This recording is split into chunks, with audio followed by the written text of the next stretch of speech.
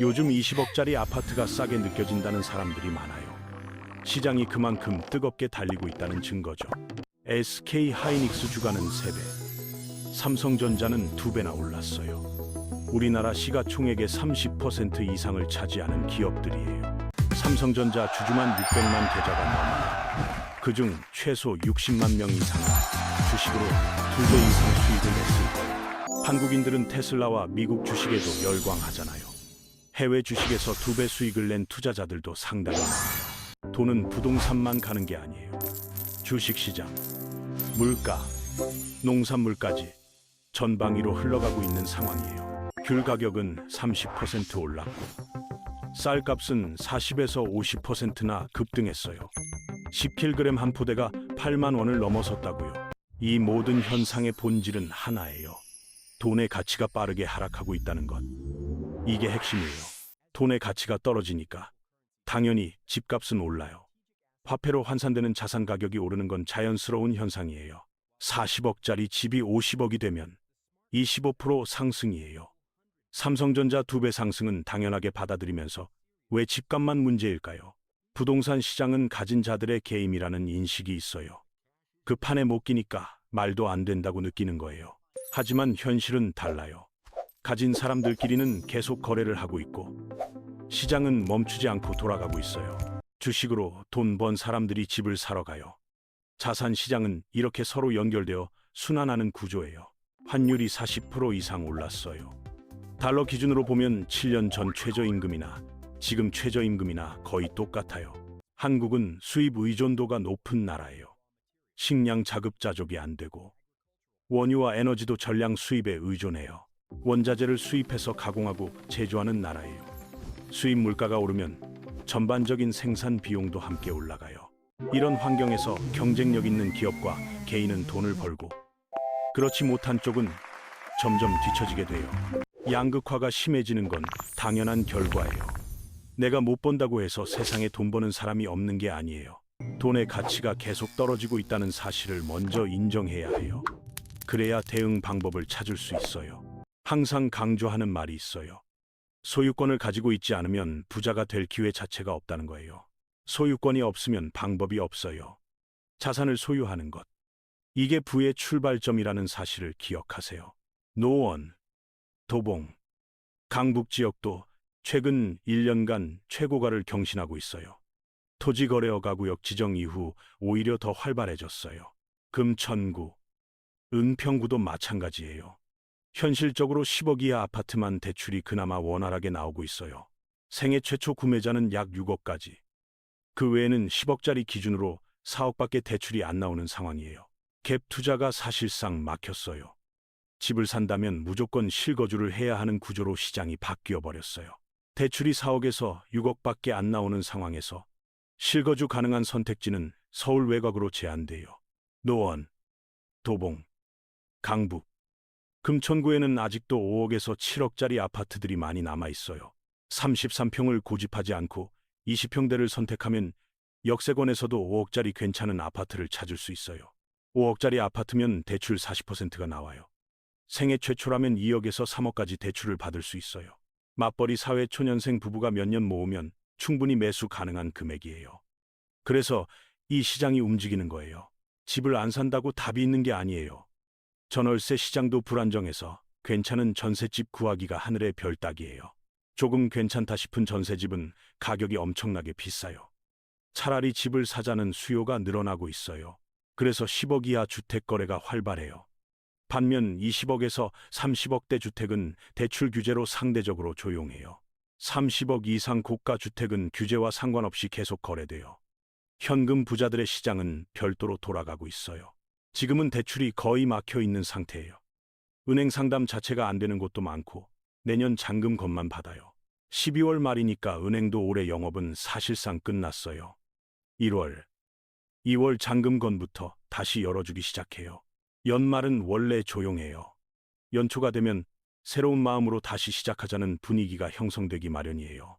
내년 2월 설날 연휴가 지나면 본격적인 매수 시즌이 시작될 거예요. 시장이 다시 뜨거워질 준비를 하고 있어요. 지금 재건축 단지를 사는 분들이 있어요. 10월과 11월에 급매물이 꽤 나왔고 12월에 대부분 정리됐어요. 투기 과열 지구 지정으로 조합원 물건 매각이 제한되면서 급매가 나왔었는데 이미 매수세가 다 흡수했어요. 1월, 2월에 집을 사실 거면 지금 움직여야 해요. 그때 가서 찾으면 이미 좋은 매물은 다 없어져 있어요. 다들 1월, 2월에 대출 나올 거라고 생각하고 기다리고 있어요. 그때 가면 경쟁이 치열해져서 또 못 사요. 한국인들의 가장 큰 특징이 있어요. 내가 마음 먹는 타이밍에 남들도 똑같이 마음을 먹는다는 거예요. 한국 사람들은 생각이 놀라울 정도로 비슷해요. 어느 대학, 어느 직장, 몇 살에, 결혼, 전부 정해진 공식이 있어요. 신혼여행 장소, 결혼식 비용, 호텔급 식대까지 다 비슷해요. 내 생각이 특별하다고 느껴도 다들 똑같이 생각해요.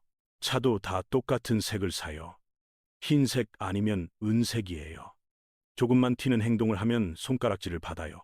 한국인들은 균질성과 유사성이 매우 높아요. 지금 다들 내년 1월, 2월에 집 사야지 하고 생각하고 있어요. 막상 1월, 2월이 되면 매물이 없어요. 12월까지 조용했는데 갑자기 왜 이러지 하게 돼요. 다 똑같은 마음이기 때문이에요. 한국 사람들은 누가 사지 말라고 하면 끝까지 안 사요. 그러다가 누가 사라고 하면 우르르 다 사요. 지방 강연에서도 같은 현상을 봐요. 부산, 창원에서 지금이 타이밍이라고 해도 그때는 절대 안 샀어요. 창원 분들이 창원 집을 안 산다고 했었어요. 그런데 지금 창원 부동산 분위기가 어때요? 완전히 뜨거워요. 한국인들은 대세를 따르는 성향이 강해요. 다수가 아니라고 하면 안 하고, 다수가 맞다고 하면 우르르 따라가요. 2차 전지라고 하면 2차 전지로, 반도체라고 하면 반도체로, 테슬라라고 하면 테슬라로 다 같이 몰려가요. 내년 연초가 되면 부동산 시장도 다시 뜨거워질 수밖에 없어요. 이미 전세 시장에서는 상승이 시작됐어요. 최근 전세 상승률이 주간 기준 약 0.5%순이에요. 52주를 곱하면 연간 전세가 25% 오르는 수준이에요. 전세 계약은 보통 2년이에요. 지금 추세라면 2년 동안 전세가 50% 오르는 셈이에요. 엄청난 상승률이에요. 많은 분들이 이런 상황을 모르다가 본인 전세 만기가 돌아올 때 깜짝 놀라요. 우리 동네가 이렇게 올랐다고요. 내가 사는 동네는 안 올랐을 수 있어요. 하지만 내가 가고 싶은 동네는 어김없이 전세도 매매도 다 올랐어요. 결국 내 입장에서는 손해예요. 내가 떠나고 싶은 동네는 잠잠한데 가고 싶은 동네는 이미 많이 올랐으니까요. 고정금리 3, 8%와 변동금리 3, 5% 중 어떤 걸 선택해야 할까요? 과거에는 기본적으로 변동금리를 선택했어요. 2022년에 금리가 급등하는 걸 경험했어요.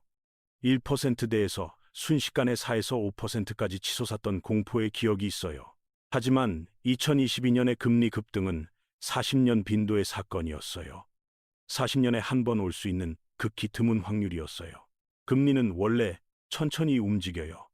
보통 0.5%가 오르거나 내리는데 1년에서 1년 반 정도 걸리는 게 정상이에요. 지금 고정금리가 변동금리보다 0.3% 높아요. 고정으로 선택하면 매달 0.3%를 더 내는 셈이에요. 고정금리가 유리하려면 금리가 6개월 안에 0.5% 이상 급등해야 해요. 현실적으로 그럴 가능성은 낮아요. 중도 상환 수수료도 많이 낮아졌어요. 금융권과 개인이 반반 부담하게 되어 갈아타기가 예전보다 훨씬 수월해요. 결론적으로 변동금리를 선택해도 손해볼 확률은 높지 않아요. 심리적 부담이 크다면 고정을 선택하셔도 돼요. 평택 지역은 공급이 계속되고 있어요. 경기 남부의 일산 같은 느낌으로 가격이 오르면 바로 신규 공급이 나와요. 평택은 대안이 많은 지역이에요. 급하게 지금 사지 않아도 1에서 2년 뒤에 기회가 또 올 수 있어요. 공급이 많은 지역은 전세 시장이 안정화될 때까지 기다려도 충분해요. 너무 바닥에서 잡으려다 추가 하락을 맞을 수 있어요. 60대 은퇴 부부가 강남 아파트를 팔고 재개발에 투자하겠다고요. 그 생각은 버리시는 게 좋겠어요. 있는 집을 전세 주고 본인은 외곽에서 월세로 사시는 건 괜찮아요. 하지만 팔고 새로 투자하는 건 위험해요. 주택연금이나 자녀에게 생활비를 받는 방법도 있어요. 강남 집은 최대한 유지하는 방향으로 가시는 게 현명해요. 집을 팔고 새로 사면 취득세가 또 나가요. 유지 비용까지 고려하면 그냥 있는 집에서 사시는 게 훨씬 나아요. 재건축이 보통 6년 걸린다고 하는데 10년은 기다려야 하냐고요. 주변 추천으로 급하게 고민 중이라면 하지 마세요. 재건축의 기본 원칙이 있어요. 재건축은 원래 안 되는 거라고 생각하는 게 레벨 1이에요. 재건축 투자는 혹시 될 수도 있으니까 하는 거예요. 된다고 확신하고 들어가면 안 됐을 때 큰일 나요. 안 돼도 괜찮은 물건을 사야 해요. 안 되면 큰일 나는 집을 사면서 재건축만 바라보면 위험해요. 재건축이 안 돼도 충분히 살기 좋은 곳이라면 투자해 볼 만해요. 사업성이 좋으면서 가격이 싼 곳도 분명히 있어요. 내가 가기 싫은 동네는 사업성이 좋아도 가격이 싸요. 남들도 가기 싫으니까요. 그게 기회가 될 수 있어요. 재건축은 안 될 거라고 생각하고 사세요. 운 좋게 되면 감사한 일이고, 가격이 오르면 팔고 나오면 돼요.